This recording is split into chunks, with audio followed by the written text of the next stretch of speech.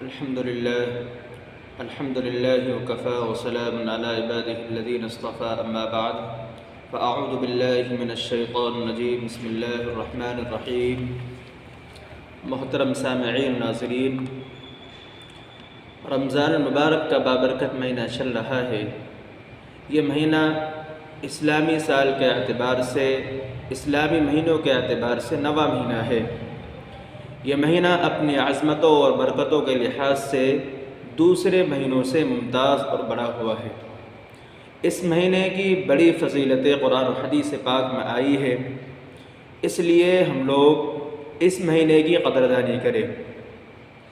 یہ مہینہ وہ بابرکت مہینہ ہے جس مہینے میں اللہ تبارک و تعالی نے قرآن کریم کو نازل فرمایا، اور اس مہینے میں خاص طور پر اللہ تعالی بہت ساری رحمتیں اور برکتیں نازل فرماتے ہیں، اور اس مہینے میں اللہ تعالیٰ جنت کے دروازے کھول دیتے ہیں، جہنم کے دروازے بند فرما دیتے ہیں، اور اللہ تعالیٰ اس مہینے میں بہت سارے مؤمنین مؤمنات کو جہنم سے آزاد فرماتے ہیں اور جنت میں داخل فرما دیتے ہیں۔ اور شیطان جو انسان کا کھلا ہوا دشمن ہے، اللہ تعالیٰ اس کو قید فرما دیتے ہیں تاکہ وہ مؤمنین کے روزوں کو خراب نہ کرے، مؤمنین کی عبادت کو خراب نہ کرے۔ لہذا ہمیں بھی چاہیے کہ ہم اس مہینے کی قدردانی کریں اور اس مہینے کو عبادت کے ساتھ گزاریں۔ اس لیے چند باتیں آپ کے سامنے پیش کی جاتی ہے جن پر ہم عمل کریں گے تو ہمارا رمضان عزت کے ساتھ اور عبادت کے ساتھ گزرے گا۔ ان میں پہلی چیز ہے روزوں کا اہتمام۔ رمضان کے مہینہ خاص طور پر روزوں کے لیے ہے۔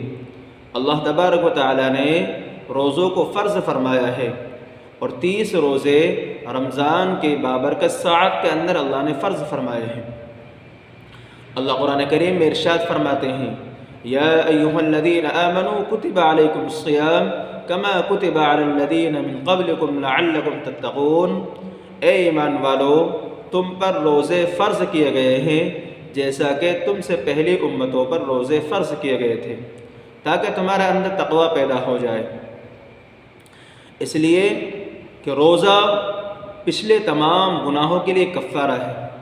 حدیث پاک میں اللہ کے نبی نے ارشاد فرمایا، من صام رمضان ایمانا واحتسابا غفر له ما تقدم من ذنبه، کہ جو انسان رمضان کے روزوں کو رکھے گا ایمان کے ساتھ اور ثواب کی امید کرتے ہوئے، اللہ تعالیٰ اس کے پچھلے تمام گناہوں کو معاف فرما دیں گے۔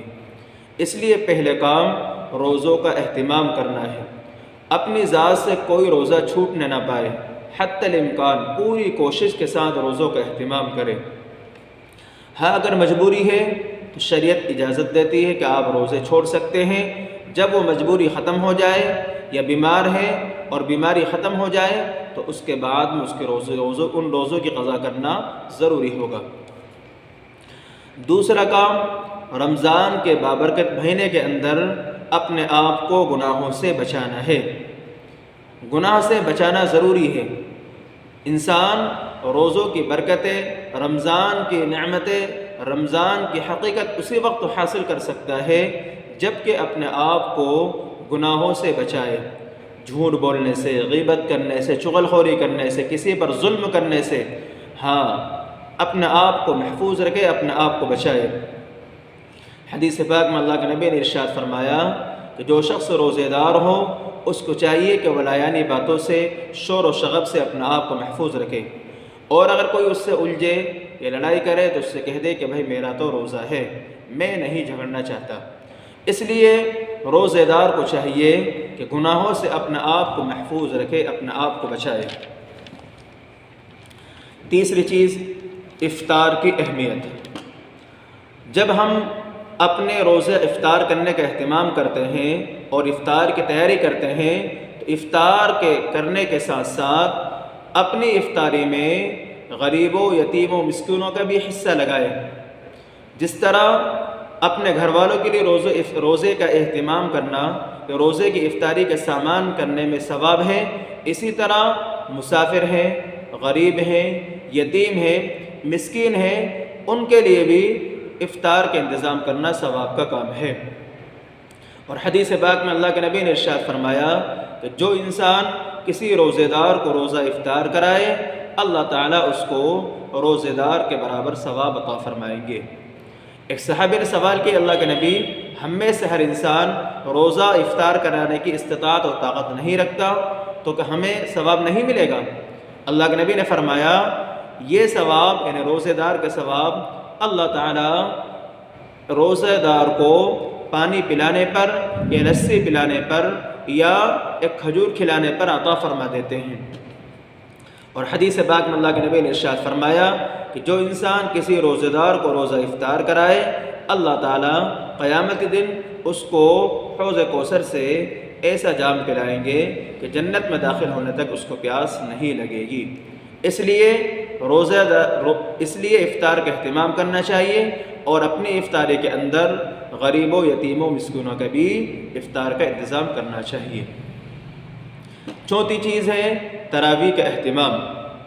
اللہ تعالیٰ نے روزے کے اندر رمضان کے اندر 20 رکعت تراویح کو سنت مؤکدہ قرار دیا ہے۔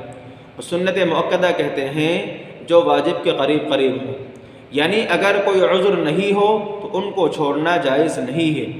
جس طرح واجب چھوڑنا جائز نہیں اسی طرح تراویح کی نماز کو چھوڑنا بھی جائز نہیں ہے۔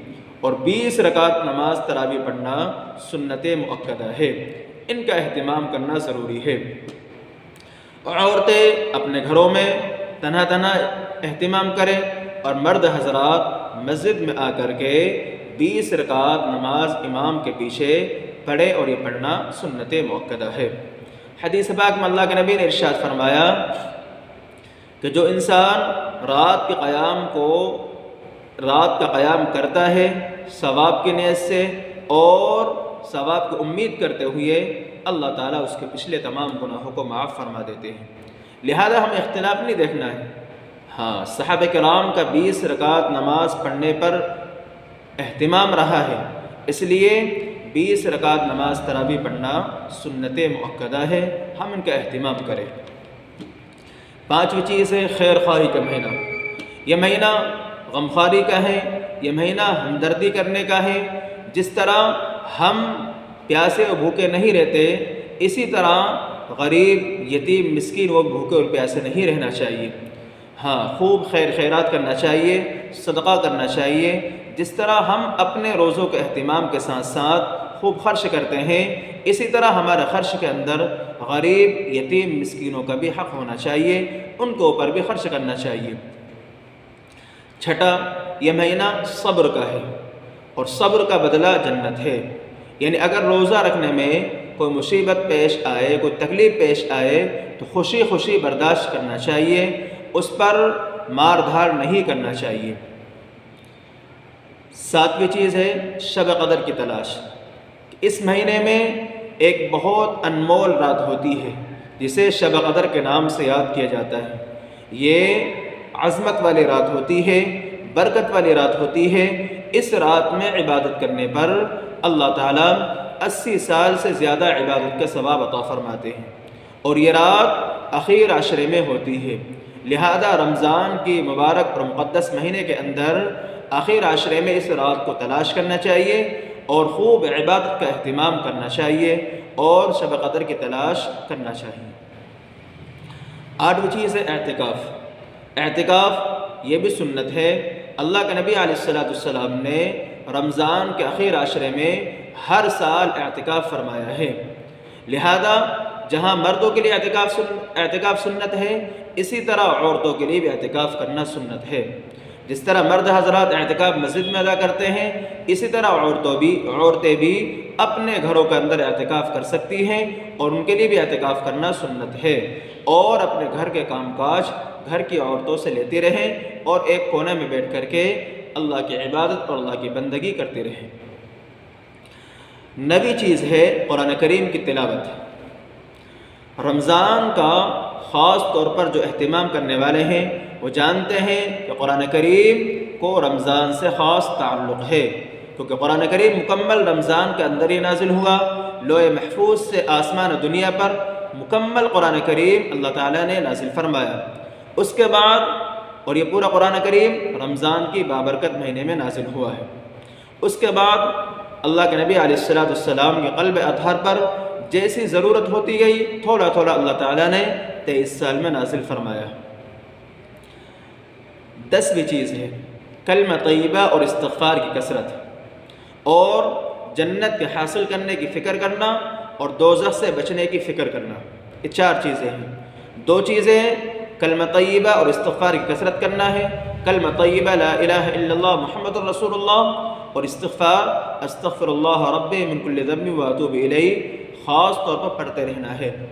اور 2 چیزیں، جنت کو حاصل کرنے کی فکر کرنا ہے، اس لیے کہ اس ماہ مبارک میں اللہ تعالیٰ جنت کے دروازے کھول دیتے ہیں اور جہنم کے دروازے بند فرما دیتے ہیں، اس لیے جنت کا حاصل کرنے کی فکر کرنا ہے اور دوزخ سے بچنے کی فکر کرنا ہے، اس لیے کہ اللہ تعالیٰ دوزخ کے دروازے بند فرما دیتے ہیں۔ تو خلاصہ یہ نکلا ہے کہ بابرکت مہینہ، یہ عظمت والا مہینہ، یہ مبارک مہینہ چل رہا ہے، ہم اس بابرکت مہینے کی قدر کریں اور خوب عبادت کریں، خوب بندگی کریں۔ اس مہینے میں اللہ تعالیٰ انسان کے نیک اعمال کو بڑھا دیتے ہیں، ایک نیک عمل کرنے پر 70 کا ثواب عطا فرماتے ہیں۔ اگر انسان ایک نفل کام کرے تو اس کا ثواب ایک فرض کے برابر ہوتا ہے، اور اگر ایک فرض کو ادا کر لیتا ہے اللہ تعالیٰ اس کا ثواب 70 فرائض کے برابر عطا فرماتے ہیں۔ اس مہینے میں اللہ تعالیٰ مومن کا رزق بڑھا دیتے ہیں۔ آپ خود اندازہ لگائیں کہ جو چیز ہم اور دنوں میں نہیں کھا سکتے وہ اللہ تعالیٰ رمضانوں میں کھلا دیتا ہے، اس لیے خوب عبادت کریں، بندگی کریں، تراویح کا اہتمام کریں، روزوں کا اہتمام کریں، اور غریبوں، یتیم و مسکینوں کا بھی خیال کریں۔ اللہ تعالیٰ ہم تمام کی عبادت قبول فرمائے اور ہم تمام کو خوب نیک عبادت کی توفیق نصیب فرمائے، اور دعاؤں کا اہتمام بھی کریں، کیونکہ ہر روزہ دار کی افطار کے وقت ایک دعا ضرور قبول ہوتی ہے، اور یاد آئے تو ہم کو بھی اپنے دعاؤں میں یاد کریں کہ ہم سیاکار ہیں۔ اللہ تعالیٰ ہم تمام کو معاف فرمائے اور بہتر بدلہ عطا فرمائے۔